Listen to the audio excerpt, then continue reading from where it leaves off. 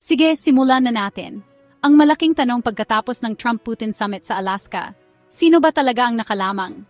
Sa unang tingin, mukha lang itong tipikal na diplomatikong palabas. May paggamay, red carpets, isang presidential motorcade at maging mga US fighter jet na nag-flyover. Kaya, bakit ba ipinilit ni Trump ang mataas na pusta na Alaska Summit na ito? Sa publiko, gumanap siya bilang tagapamayapa, sinasabi sa mga tao at mga reporter na determinado siyang wakasan ang patayan sa Ukraine at ibalik ang Russia sa negosasyon. Ang mga clip ni Trump sa mga rally at press conference ay nagpapakita na nangako siyang tanging malakas na pamumuno lang ang makakapagbigay ng kapayapaan. At nangakong ititigil ang tinatawag niyang walang saysay na labanan. Pero may mas malalim pa rito kaysa sa magagarang salita.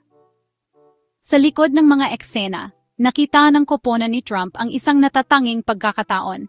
Kung makakagawa siya ng kahit kaunting pag-unlad sa pagitan ng Ukraine at Russia, ito ay magpapatibay sa kanyang pamana bilang isang dealmaker, isang taong kayang gawin ang hindi nagawa ng ibang presidente. Ang mga headline ng balita ay nagbunyag tungkol sa kanyang matapang na inisyatiba sa kapayapaan. Habang ang mga larawan ng diplomatikong pagpupulong ay nag-flash sa mga screen sa buong mundo. Siyempre, mayroon ding mga pampulitikang kalkulasyon. Dahil papalapit ang eleksyon, alam ni Trump na ang pagdaraos ng isang kapansin-pansing summit ay makakapagpataas ng kanyang posisyon sa sariling bansa, na nagpapakita sa mga botante na sapat siyang matigas para harapin si Putin, ngunit sapat na matalino para ilayo ang Amerika sa isa pang digmaan. At huwag nating kalimutan ang simbolismo, ang pag-ho-host ng summit sa lupa ng US, kasama ang lahat ng tanda ng kapangyarihan, ay paraan ni Trump para ipahiwatig na ang Amerika ay muling nangunguna sa pandaigdigang diplomasya. Ngunit sa ilalim ng opisyal na salaysay, bumubulong ang mga analis tungkol sa mas malalim na estratehikong interes. Umaasa ba si Trump na ayusin ang relasyon sa Moscow para sa pakinabang sa ekonomiya o para ilayo ang usapan mula sa mga isyung panloob? Ano man ang halo ng mga motibo, isang bagay ang malinaw. Ang Alaska Summit ay hindi lang tungkol sa kapayapaan. Ito ay tungkol sa pamana, impluensya, at ang pandaigdigang pansin. Pero sa likod ng lahat ng pagpapakitang tao, may mas mahalaga pa palang nangyayari. At sa totoo lang, malinaw na malinaw kung sino ang nanalo.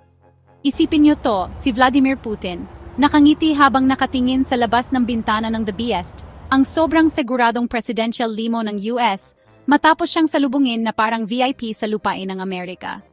Pagkatapos ng maraming taon na hindi siya pinapansin ng kanluran, natapos ang pag-iisa ni Putin sa mismong sandaling lumapag ang eroplano niya sa Anchorage. Literal na nagmamalaki ang mga opisyal ng Russia.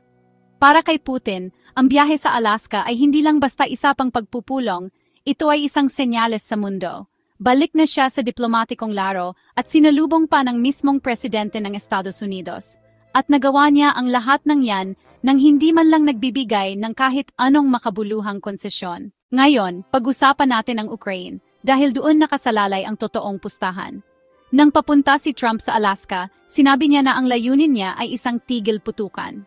Pagkatapos ng summit, nawala na ang usapang iyon.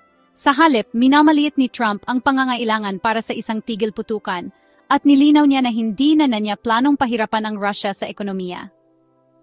Ang mga salita niya, dahil sa nangyari ngayon, sa tingin ko hindi ko na kailangang isipin iyon. Malaking pagbabago iyan. Ano ang nakuha ni Putin? Oras, arguably ang pinakamahalagang bagay para sa kanya ngayon. Ang mga pagsulong ng Russia sa Ukraine ay sinusukat sa linggo, at sa bawat araw na lumilipas nang walang mas matinding aksyon mula sa kanluran, lumalakas ang posisyon ng Moscow. Ang pinakamalaking por ni Trump kay Putin, ang pagbibigay sa kanya ng pagkakataong ipagpatuloy ang pagtulak sa Ukraine nang hindi natatakot sa matinding kahihinatnan na banta ng US noon. Kumusta naman ang totoong resulta ng summit? Walang konkretong kasunduan, walang napagkasunduan tungkol sa kapayapaan, walang tigil putukan, walang nagbago sa sitwasyon doon. Sinabi ng parehong leader na malaki ang kanilang naging progreso, pero kung babasahin mo sa pagitan ng mga linya, ibig sabihin lang nito ay nananatili ang kasalukuyang sitwasyon. Ang mga pangunahing dahilan ng digmaan ay nananatili. Ang posisyon ni Putin, walang pagbabago. Samantala, ang mga detalye ng summit ay aksidenteng naiwan, literal. Mga sensitibong dokumento ng gobyerno, mga oras ng meeting, mga numero ng telepono, Lahat nakakalat lang sa isang business center ng hotel sa Alaska. Maging ang tanghalian ay hindi rin maganda, kahit na dapat ay filet mignon at halibut ang ihahain. Sa halip, ang nakuha ni Putin ay mas mahalaga, pagiging lehitimong pinuno sa buong mundo, at pagkakataong ipagpatuloy ang kanyang estratehiya sa Ukraine. Kaya, sino ang tunay na nagwagi sa Alaska Summit? Sa maikling panahon, sa ngayon, si Vladimir Putin, walang duda. Nakakuha siya ng imahe ng isang leader ng mundo na ibinalik sa diplomatikong usapan, nakaiwas sa mga bagong parusya, at nakakuha ng mahalagang oras para sa giyera ng Russia sa Ukraine, lahat ng walang ibinigay na kapalit. Ngayon, kung magtagal ba iyon ay hula na lang. Pero sa ngayon, pagdating sa labanan ng kapangyarihan sa Alaska, si Putin ang umalis na nakangiti. Nagtapos na ang opisyal na usapan sa summit, pero ang totoong palabas ay nagsisimula habang humaharap sina Vladimir Putin at Donald Trump sa mga mamamahayag ng mundo. Nagkislapan ang mga kamera habang lumalapit ang dalawang pinuno sa podium. Kalmado at mahinahon si Putin, nakatiklop ang mga kamay sa harap niya. Ang mga mata ay nag-iikot sa silid ng may kasanayan. Sinagot niya ang mga tanong ng may sukat na tono. Ang kanyang tindig ay hindi natitinag na parang bawat tanong ay isa lamang galaw sa chess. Nang tanungin tungkol sa Ukraine, umiwas siya ng may diplomatikong pananalita, pinananatili ang matatag na tingin at bahagyang ngiti. Si Trump naman ay masigla. Malawak ang kanyang mga galaw, ang kanyang boses ay tumataas, ang kanyang boses ay bumababa ng may diin. Yumuyuko siya, itinuturo ang mga reporter, paminsan-minsan ay sinasabat ang mga tanong para linawin ang kanyang sariling punto. Nang tanungin tungkol sa pagbabago ng patakaran ng US, lalo pang pinagtibay ni Trump, iginigiit na ang kanyang discard ay tungkol sa paggawa ng deal, hindi digmaan. Ang kanyang tono ay mapilit, minsan ay palaban, pero laging may kumpiyansa. Napansin ng media ang pagkakaiba. Ang mga mamamahayag ay nagsusulat ng mga tala, ang ilan ay nagpapalitan ng tingin. Ang mahinahon na sagot ni Putin ay salungat sa pagyayabang ni Trump.